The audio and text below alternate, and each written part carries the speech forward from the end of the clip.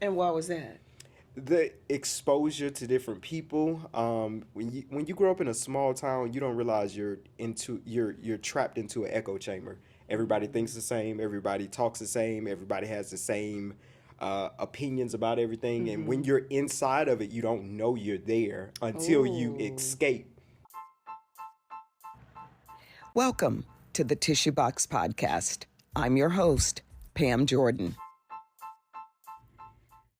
Welcome to today's episode where we bridge the worlds of divine purpose and strategic business growth. I am super excited to introduce a pioneer in this unique intersection, Marc Coley, the visionary founder of the Marc Coley Business Academy.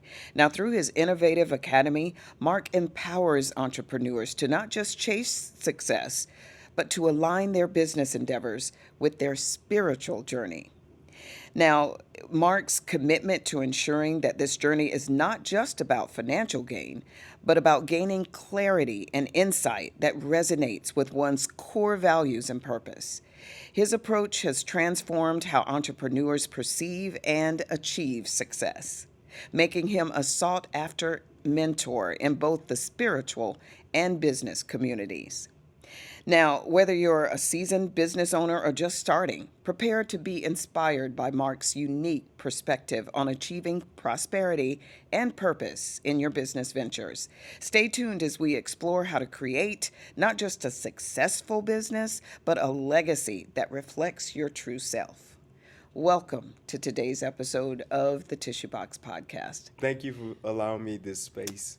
I Man, appreciate it. I'm super excited to talk to Likewise. you and your journey. So, Hmm. innovator, that would be Thank, you. thank you. Yes, Thank yes, you. an entrepreneur, Thank you. that would be you too. Yeah. Yes. I Okay, feel like I'm about to accept an award. well, hey, you deserve it I for all appreciate it. that you've done and all that you've been through, Yeah. and from change culture clothing Yes.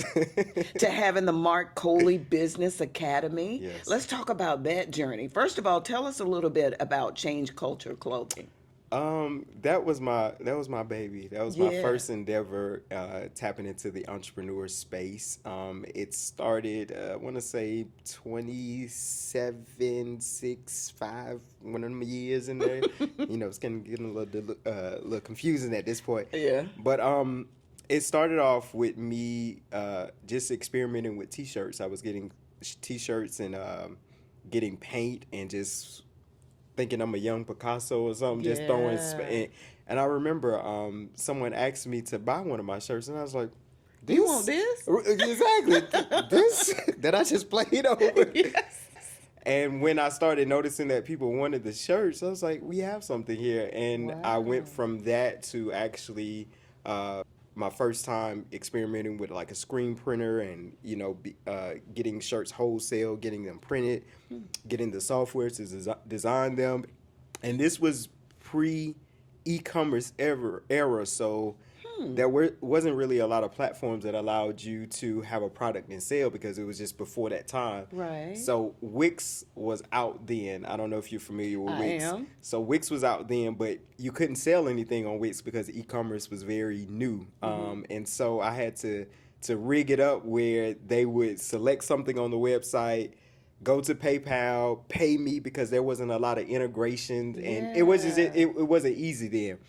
But that was my first baby, and I did it up until I went to the Navy, and then I just kind of transitioned out of that and just moved on to something else. How did you go from that to the Navy? What about that? Uh, Let's talk about that journey, that path. yeah. What's that about? The Navy was random but divine. It was random but divine. I thought it was random, but it was very divine in the way that things aligned. My best friend at the time was a recruiter, and he was also my business partner. He was the first person that saw what I was doing and gave me the startup capital.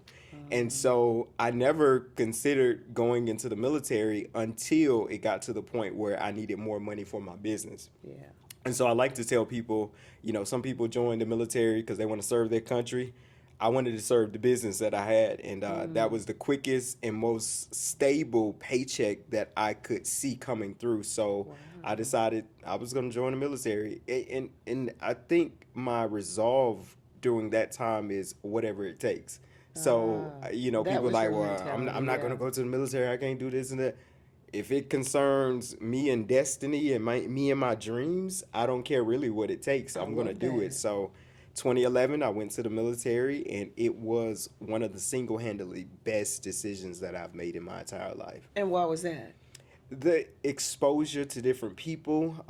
When you grow up in a small town, you don't realize you're trapped into an echo chamber. Everybody thinks the same. Everybody talks the same. Everybody has the same opinions about everything. And when you're inside of it, you don't know you're there until you Oh, escape. that's deep. Yeah. Until you Yeah. move away, then you realize this is why when you leave a city and you come back to it, it seems like the people there stop growing. They didn't stop growing. They're just going around in this circle, and everything is the same. And you've stepped outside of You that. stepped outside of It's that. like you So, stepped out of a room. yeah. You know how you're in a room and you smell something and you leave out the room, you stop smelling and you come back in, you're like, oh, I smell it again. It's the same thing. So when you Okay. when you go back to that city or that town, you realize how much you've been exposed to as opposed to the people that you left. So it was one of the best decisions I made simply Wow. because of the exposure that the military gave me. Wow. Yeah. That's pretty enlightening. Yeah. So, how did you go from the Navy to the Marc Coley Business Academy? Um, I've always been a dreamer. I've always been a person that um, I build my own tables. I build my own stages. I build my own platforms. And not to say I don't need anybody, because I'm not one of those people that, I don't need nobody. We all need people. But I'm not going to wait until somebody sees my greatness I love before. that. I love that in you. Yeah, because it's time is fleeting.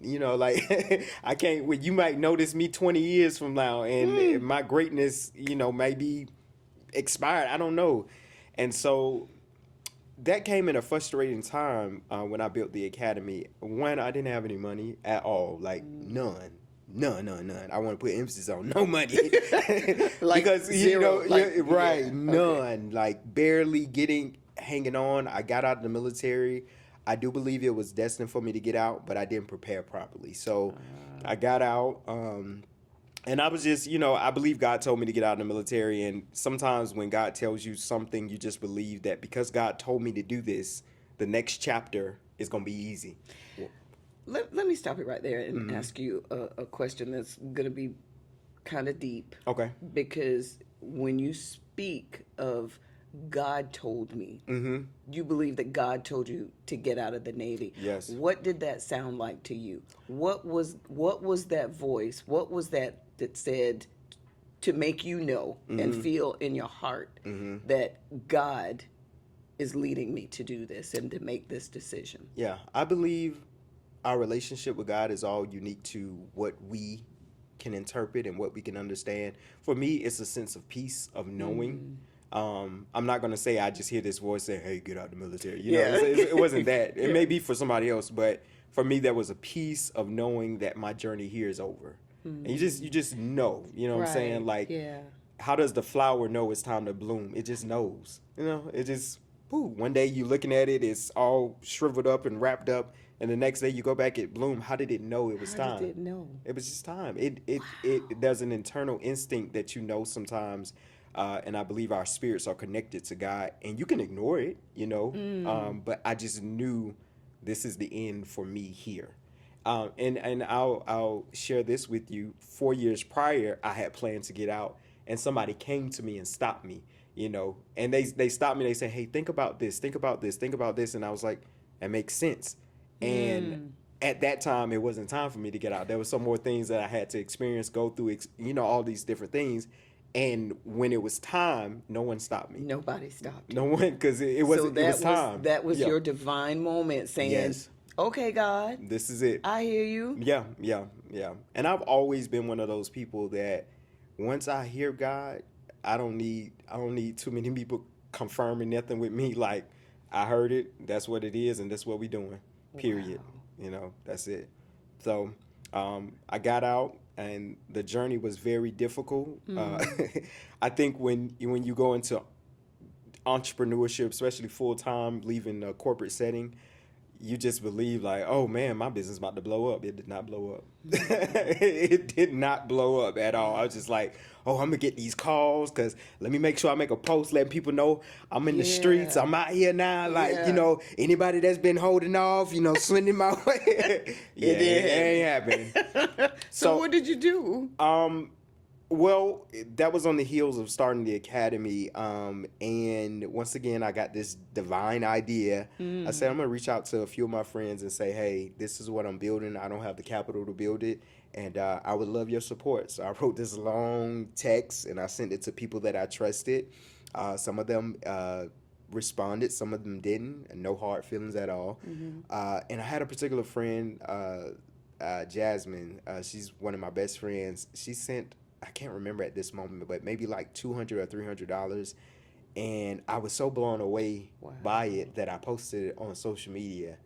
I did not know that was going to turn into a month-long fundraising where people from everywhere were sending me money to start this academy. So we ended up probably around $4,000 or $5,000 of strength. My cash app was going off 24/7, 24/7. Strangers were giving me money for this project, and it became this thing. So I would give updates like, hey y'all, we at 1,000 now, thinking it's about to end, and somebody would get in the comments, hey, check your cash app, check your cash app. And this went on for at least a month.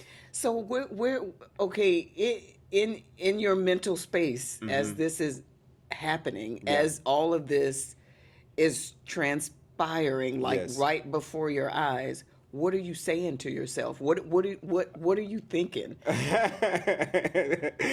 I started laughing because I'm that. Okay.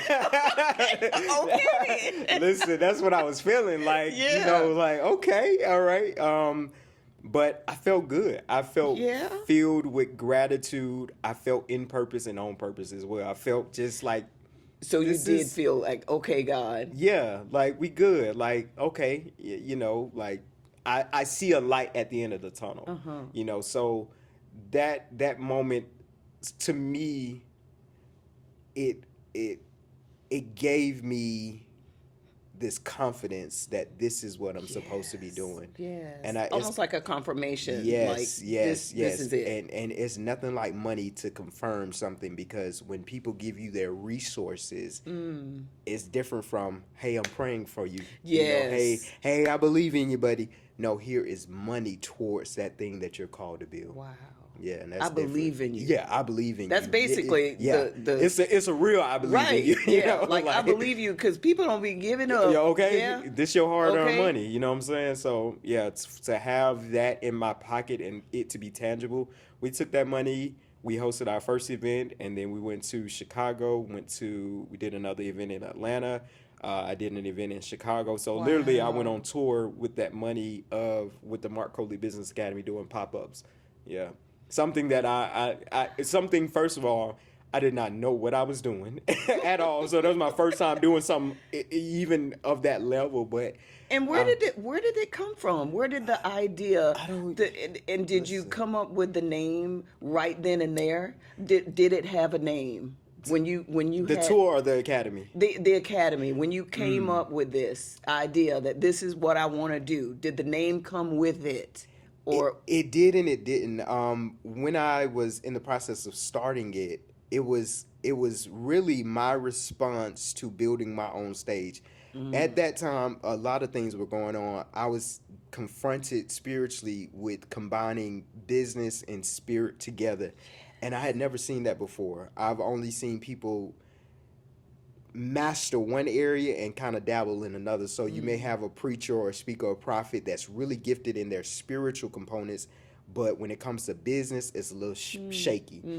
And on the other side, I encountered people who were really good in business, but when it came to the spiritual side, they were just kind of hit and miss as well. So at that point, I hadn't seen anybody successfully combine the two. And when I say combine the two, where you can pick me up in the spirit, prophesy, do all that, and then come back over here and teach me about lead generation, teach me about funnels, teach me about. And so I had not seen a me in the marketplace, And because there was no space for me, I had to create my own. Ooh. So when I was creating this initial event, that's initially what it was. Like, okay, I'm gonna do an event. And I said, what are we gonna call it? I was like, okay, maybe it'll be social media mastery, or I was just coming up with some names. And I was like, no, because if I do another one, I might not want to talk about social media. I might want to talk about something else. So I said, what would we call it? Then that's when it hit me, the Marc Coley Business Academy.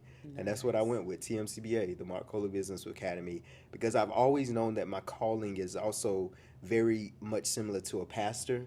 A pastor can talk about many things. I was going to ask you that. Yeah. So has it been a spiritual journey? Have you always felt that deep? Mm-hmm. Yeah. Where did that come from? Was it how you were raised or how you were brought up? Didn't have anything to do with that. No, this is just who I am. Wow. Every memory that I've had of myself in an adult capacity, I've always been able to gain the trust of a people. Like I've always, some people, you can tell by their energy, they want to lead, they want to be the boss, they want to like that person at work that want to be the manager, but they not the manager. Yes, we all know them. Yes. Like, Susan, sit down, you is not the boss. But I've been graced that people trust me, and I at first I thought it was local. I thought it was just people that I was comfortable with. Not until I went to the military and people were calling me the same thing. I had a nickname back home. They used to call me Bishop. And I just thought it was just the country were people. You brushing it off, or did you know it? You like, what is you? I didn't brush it off. I just thought that was the nickname people gave me, Bishop. Like people used to, probably Whitney can tell you, like people used to call me Bishop. I'm like, okay, cool, Bishop it is. And I went to Virginia, Norfolk, Virginia. I'll never forget. And I had started getting cool with my coworkers, and one of my coworkers, all right, Bishop. I was like, now how you know about Bishop? How you know? Like literally, because there is no connections at all. You don't know my people back home. You don't know nothing about me other than what I've shared. So that allowed me to know that this is not just localized. This is a calling on my life. And so, yeah, I this is just who I am. I can't even explain it. It's just I pastor people without even trying. Like I'm gonna automatically be and it's so weird to talk about it, because people like you want to be the leader. No, I can literally sit in the back of a room, and before you know it, about 6 months later, I'll be running something. Not because I'm trying to. It's just because somebody gonna be like, you in the back, you look like you got some good ideas. Come to the front, and it's as simple as that. Yeah. Sometimes I think it's favor. Sometimes I'll be like, God, I don't want to lead no more. Oh. Yeah. And he's like, well, that's not for you. Yeah, okay. Clearly. That's for me to decide. Okay? Right. You ain't the boss over here. That's right. You just got to walk in it and be obedient. Yes. Right. Yeah. And it's evident that you're being obedient. Yes. Because you are continually being blessed at what you do and the lives that you affect.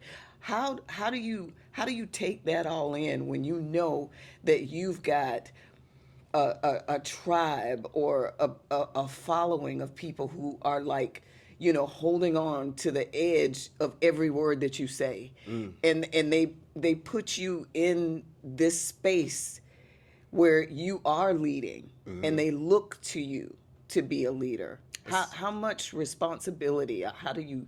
It's a lot of pressure. It's a lot of pressure to. It's a lot of pressure. I was talking to God the other day about that, and I was doing like a YouTube, just a snippet I was recording, and I was talking about the challenges of leading, because leaders have to dig within themselves to find the strength to lead. Sometimes you just get tired of.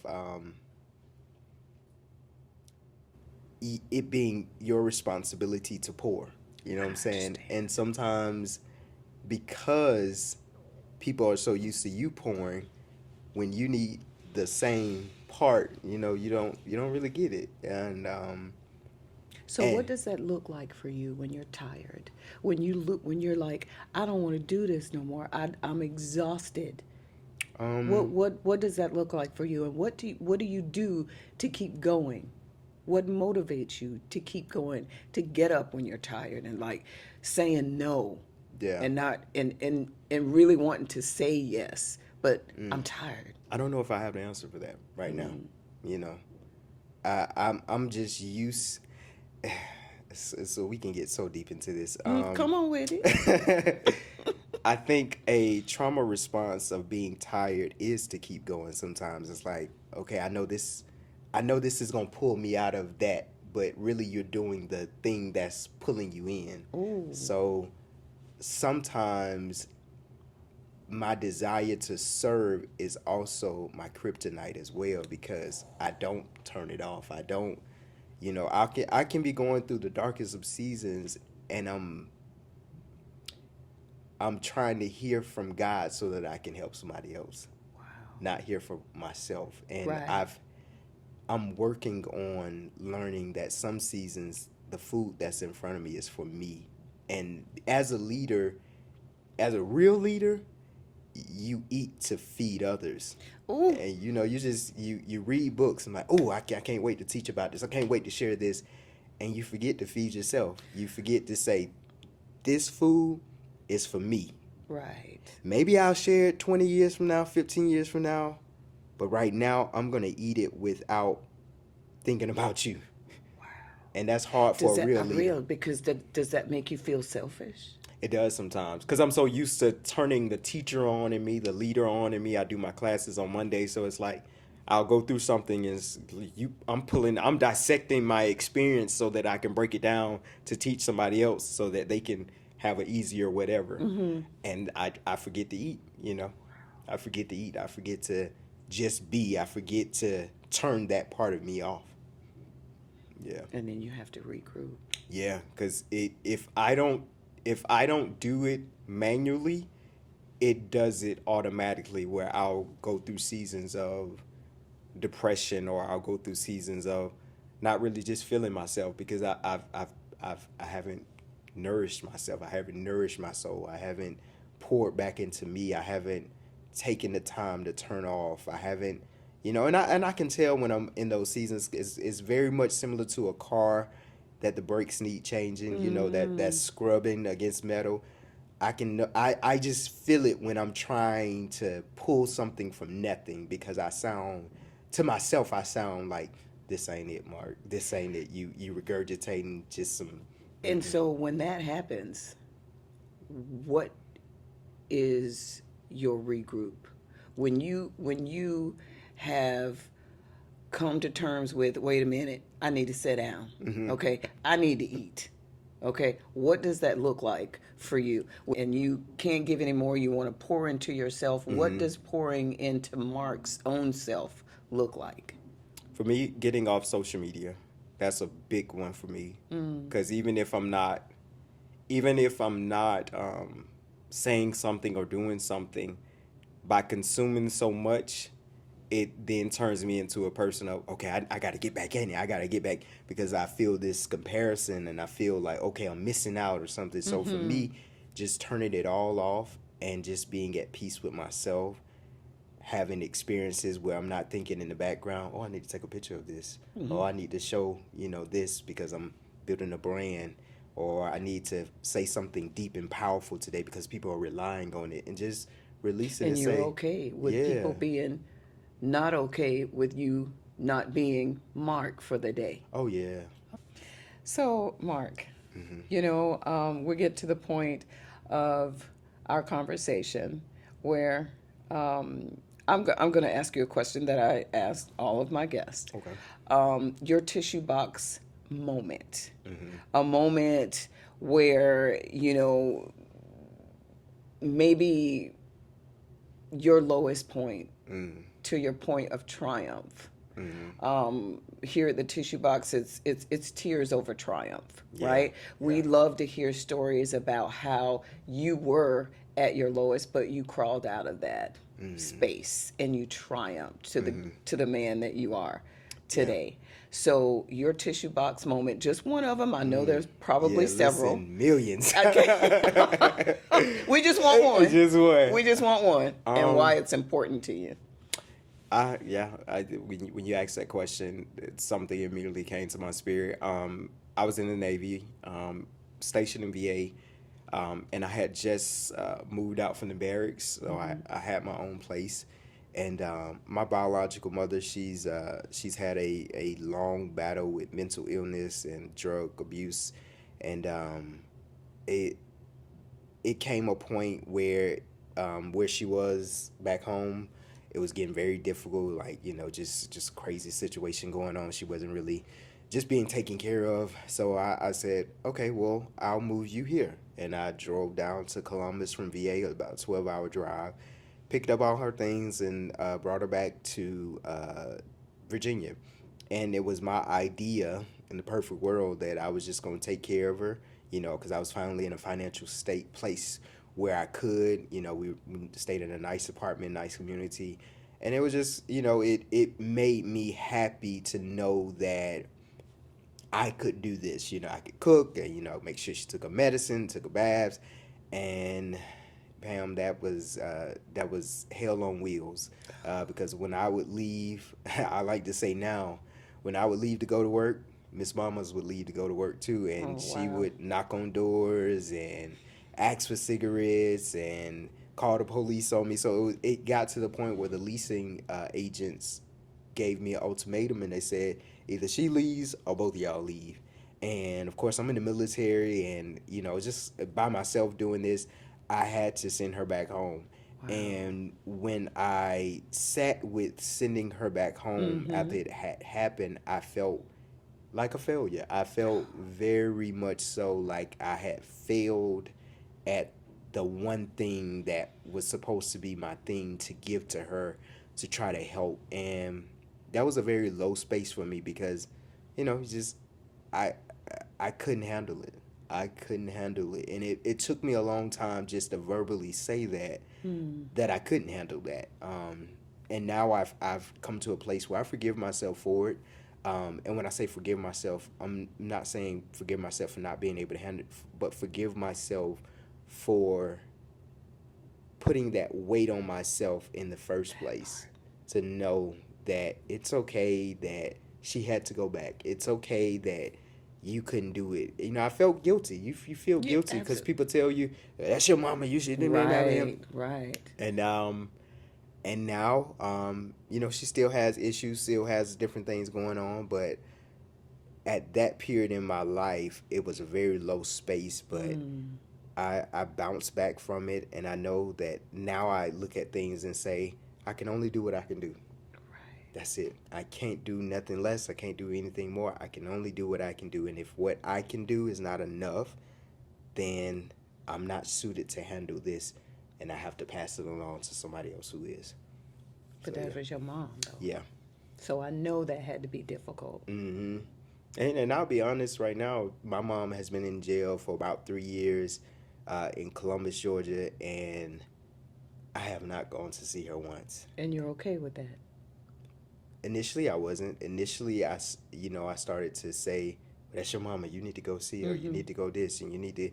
And I said, well, who am I serving by responding to these thoughts in my head? And I was serving what I thought people would be saying about me. And so I know for me, seeing my mom in those states, it brings about depression. It brings about extreme anxiety. And I have to, what I've told myself, my mom has lived her life and done exactly what she wanted to do, how she wanted. She's lived in, by any definition, a good life in the terms of freedom and doing whatever. And so if seeing her like that causes pain to come to me, why would I allow myself in that space just to appease what people may say about me? And so I've grown to say, no, I'm good. I'm good. And you are good. Yeah. Yeah. So you don't see her. Do you write her? We talk on the phone. Oh, When you she do calls talk. me, we talk. Yeah. So it's not a matter of complete isolation, but I remember the last time she was in a very bad situation. I had my first anxiety attack, and that led to my first battle with depression right after that. Okay. So you knew. I knew, but I was going to open myself back up to it because I wanted to make sure in the eyes of others that, you know, I got their approval. Like, he's a good son. I think that's what I was going after, the good son mark, you know, but now I'm like, baby. You realized that there was just no hope in that situation. And knowing when to let go. Yes. And that's a hard thing, knowing when to let go. Yeah. So proud of you. Thank you. So proud of who you are, your journey, and your academy, and the things that you are doing in the community to help others. Keep that spirituality in there. Yeah. Okay? I don't think you're ever going to lose it because it's a written part of all over me. your face. It is a part of you, and you exude it, by the way. Yes. And much luck to you. Thank you. Thank you. Many, many blessings to you. Thank you. So how can folks find you on social media? Marc Coley. I keep it very simple. MarcColey. That's on every single platform. My website, marccoley.com. Email info@marccoley.com. I do a class every Monday called Mastering Life with Marc Coley via Zoom. So you can easily get connected through social media, and come check us out. It's all things personal development, mindset mastery, and spiritual development as well. Thank you so much. Thank you. Thank you for watching another episode of the Tissue Box Podcast. Be sure to connect with us at thetissuebox.com. And until next time. Thank you for joining us. Be sure to subscribe, leave rating, and a review. And let's stay connected. Visit thetissuebox.com to join our mailing list. Until next time.